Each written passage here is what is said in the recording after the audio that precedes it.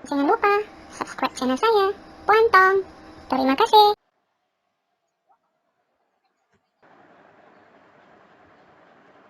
Salam sejahtera, hari ini anda bersama dengan saya, Puan Tong, untuk belajar Pendidikan Seni Visual tingkatan 3. Bidang Seni Halus, tajuk 2, Seni Lukisan. Apa itu seni halus?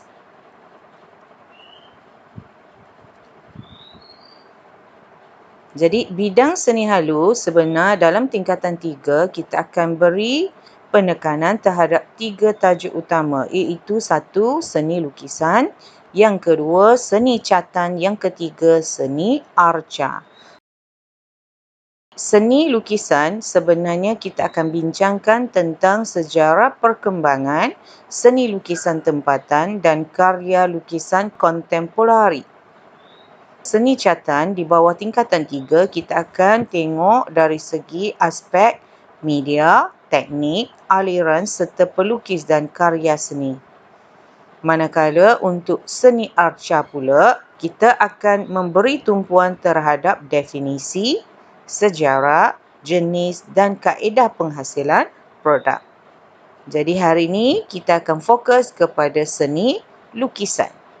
Objektif pembelajaran untuk hari ini, saya harap selepas pembelajaran, murid dapat menggalurkan sejarah perkembangan seni lukis tempatan dan kontemporari. Kedua, boleh membuat eksperimentasi dan penerokaan pelbagai media dan teknik dalam proses penghasilan karya seni lukisan. Yang ketiga, murid dapat menterjemahkan hasil daripada eksperimentasi dan penerokaan media dan teknik dalam penghasilan karya seni lukisan dengan menggunakan imajinasi dan idea secara kreatif. Dan yang keempat, murid dapat mempamerkan, menghayati dan menjelaskan pengalaman sendiri dalam penghasilan karya seni lukisan. Apa itu seni lukisan? Lukisan sebenarnya ialah satu teknik menggambar yang terhasil daripada kesan garisan dengan menggunakan media kering. Lukisan boleh dihasilkan pada permukaan rata seperti kanvas, cardboard, plastik, papan dan dinding. Lukisan juga menggabungkan elemen garisan, jalinan, rupa, bentuk dan ruang. Okey, di sini saya akan menerangkan sepintas lalu.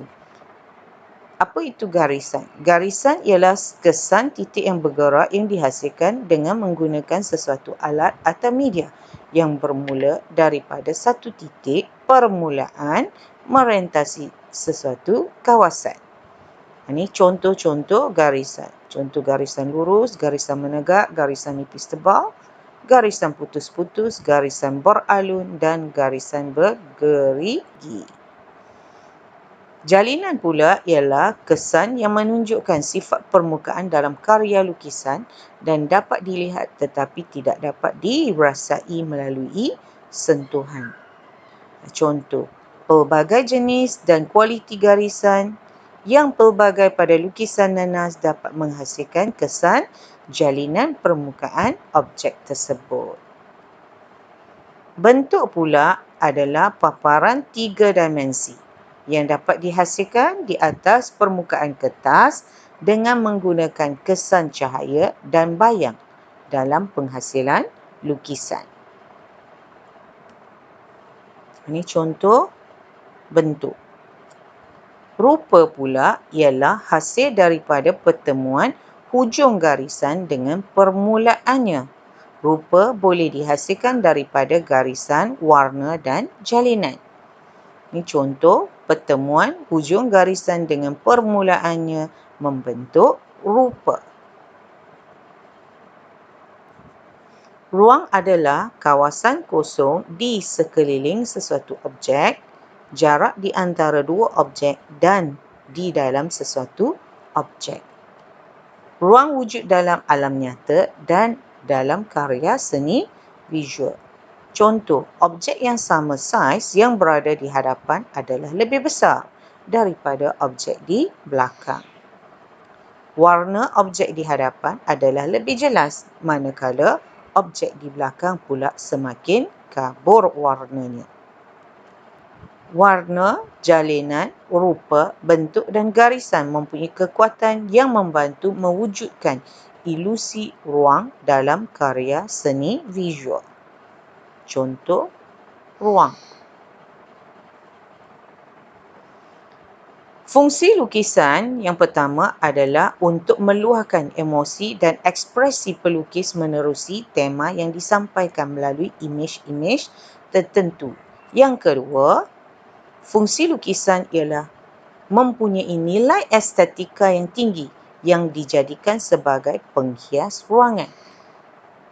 Yang ketiga, lukisan ataupun ilustrasi dijadikan sebagai maklumat komunikasi yang penting untuk menyampaikan info-info berguna yang terdapat pada poster. Kita akan tengok perkembangan sejarah seni lukisan tempatan. Perkembangan sejarah seni lukisan tempatan boleh terbahagi kepada 5 era.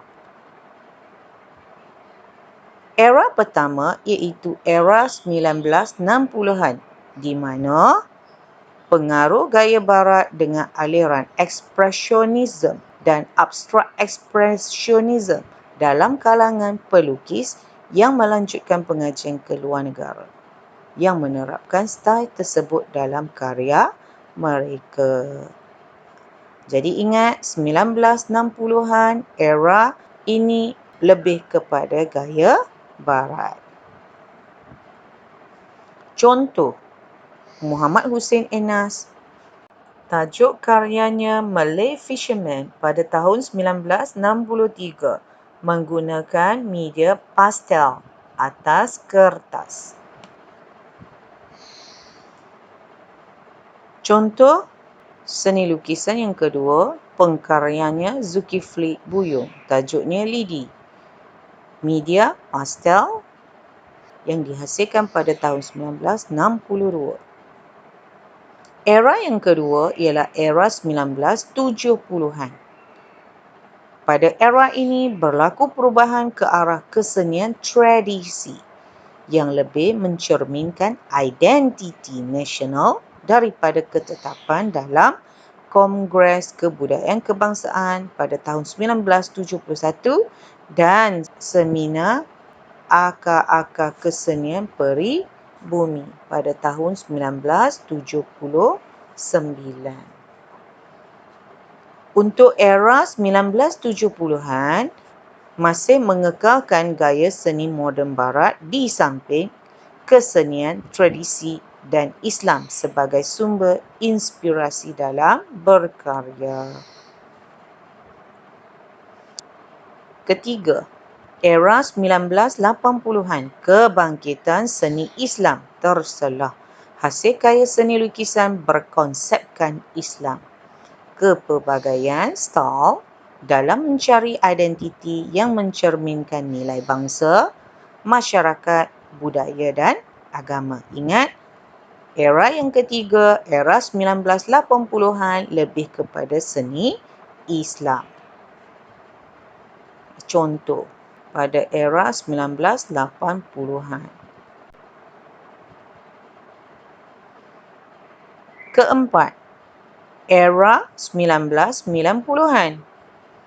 Era ini juga dikenali sebagai era pluralis lantaran karya dengan kepelbagaian style, pendekatan dan makna. Kelompok pelukis terdiri daripada pelukis yang menggunakan seni tradisi, pelukis yang merujuk kepada estetika seni Islam dan pelukis yang mengekalkan style seni barat. Contoh karya oleh Jailani Abu Hassan, tajuknya Ikan Kekek. Pada tahun 1993, media yang digunakan arang. Saiz 135 darab 180 sentimeter. Era yang kelima, era seni kontemporari. Pada era ini, penerimaan teknologi telah mengubah persepsi bahawa karya seni tampak tidak lagi terhad kepada penggunaan media, alatan dan teknik konvensional. Penerokaan aplikasi media digital oleh pelukis tempatan telah melahirkan pelbagai hasil karya seni kontemporari melalui media campuran, media baharu, teknik hibrid dan teknik lukisan digital. Contoh hasil daripada media digital oleh pengkaryanya Muhammad Ikram Al-Hafiz Hashim dengan tajuk Digital Portrait Juliana pada tahun 2015 menggunakan media digital, saiznya variasi. Yang kedua, kita boleh tengok contoh media cetakan digital, dawat pensel dan kolaj fotografi atas kertas dan kanvas oleh pengkaryanya Hasno Jamal Saidon dengan tajuk Proclaim Series pada tahun 1991.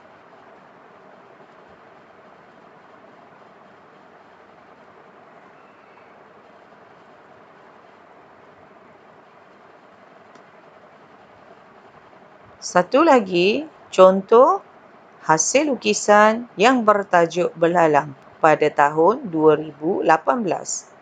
Lukisan digital menggunakan aplikasi Photoshop, saiz variasi yang dihasilkan oleh pengkaryanya Saiful Akmal Zainal.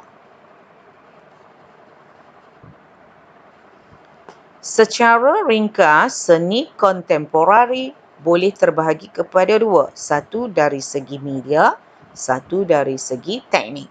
Media kita boleh tengok ada dua. Satu media campuran ataupun media baharu.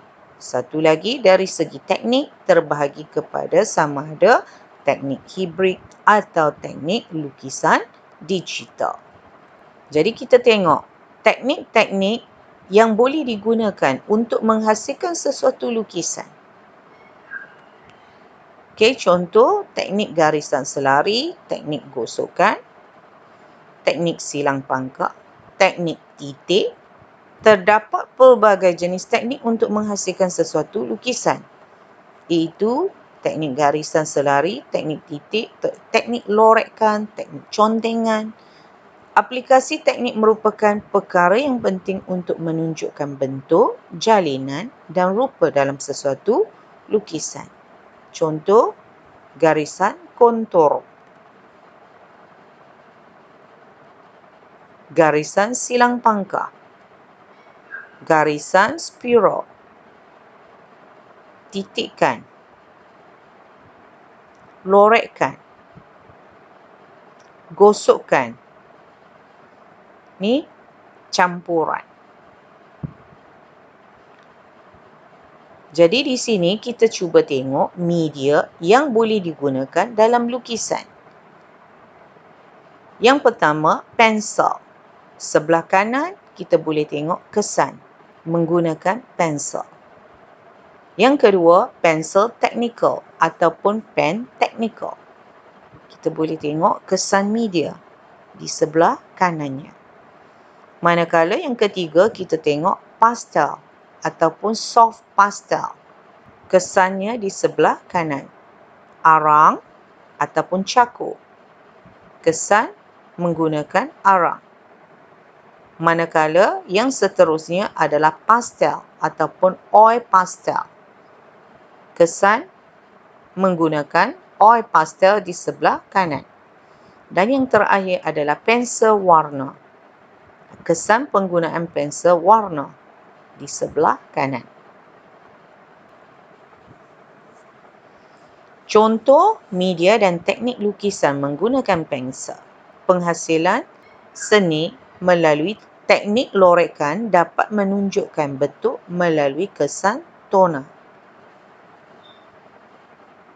Yang kedua, arang ataupun cakur. Teknik gosokan dapat menunjukkan bentuk objek dan jalinan yang terdapat pada permukaan objek. Pen teknikal. Teknik garisan selari menunjukkan pelbagai jenis garisan dan rupa. Pastel, oil pastel. Teknik gosokan menunjukkan bentuk ilusi yang jelas serta jalinan yang berbeza pada dua objek. Pastel, soft pastel. Kesan lorekan menggunakan pastel dapat menunjukkan kesan jalinan yang jelas pada imej. Pensel warna. Teknik lorekan menggunakan pensel warna dapat menunjukkan kesan tona pada warna dan perbezaan ruang hadapan, tengah dan belakang. Kesan media. Contoh, pensel, arang, pen teknikal, pensel warna, krayon, pastel. Jadi, kita akan tengok jenis media campuran, media baharu, teknik hibrid dan teknik lukisan digital di bawah seni kontemporari. Lukisan media campuran iaitu pelbagai teknik dan media campuran ataupun mix media boleh digunakan dalam penghasilan karya. Sebagai contoh, kita boleh menghasilkan lukisan dengan pelbagai kaedah seperti gabungan antara capan, catan, kolaj dan gosokan. Ini contoh seni yang menggunakan media campuran iaitu gabungan lukisan, catan dan kolaj. Ini pula ialah contoh hasil gabungan lukisan, kolaj dan gosokan iaitu teknik media campuran. Ini juga merupakan hasil daripada media campuran iaitu gabungan lukisan dan capan. Ini pula merupakan hasil gabungan lukisan dan catan. Lukisan media baharu pula ditakrifkan sebagai hasil karya yang dihasilkan dengan menggunakan bantuan teknologi komputer yang melibatkan proses pengedaran secara digital dan dipersembahkan secara pameran. Jadi, media baru adalah istilah yang dimaksudkan untuk mencangkup kemunculan digital, komputer atau jaringan teknologi informasi dan komunikasi di akhir abad ke-20. Sebahagian besar teknologi yang digambarkan sebagai media baru adalah digital.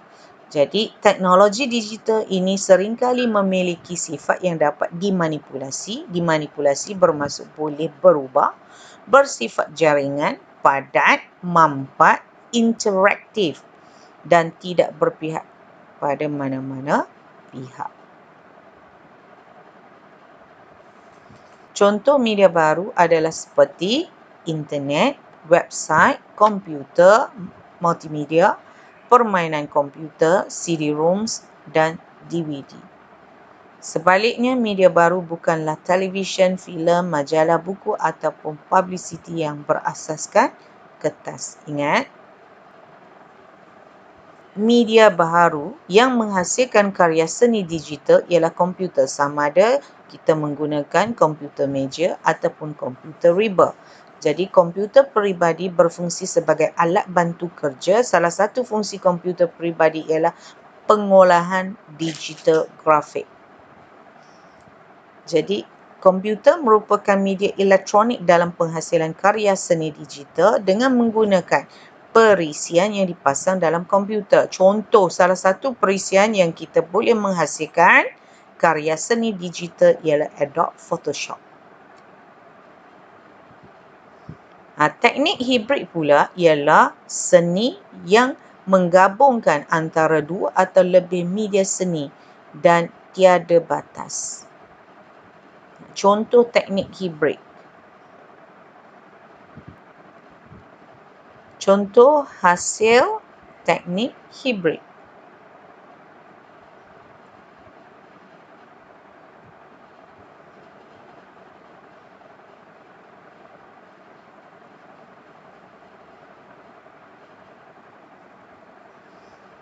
Teknik lukisan digital pula merupakan sejenis bentuk seni baru yang mempergunakan teknik lukisan tradisional seperti cat air, cat minyak, impasto dan sebagainya untuk pelukis digital melalui komputer, perisian serta tablet pendigitan dan juga stilus.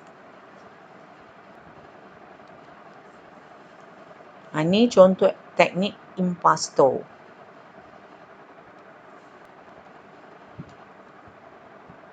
Teknik lukisan digital adalah berbeza daripada seni digital yang lain serta seni komputer terjana, khususnya kerana ia tidak memerlukan paparan komputer untuk mendapat lukisan realistik daripada sesuatu model. Seorang artis digital hanya perlu menggunakan teknik lukisan untuk mencipta lukisan digital secara langsung dalam komputer. Lukisan digital berkembang maju khususnya dalam seni pengeluaran dan banyak telah digunakan dalam reka bentuk konsepsi untuk filem, televisyen dan permainan video. Ini contoh teknik lukisan digital. Sekian sahaja untuk pembelajaran kita pada hari ini. Jumpa lagi. Bye. Jangan lupa subscribe channel saya, Puan Tong. Terima kasih.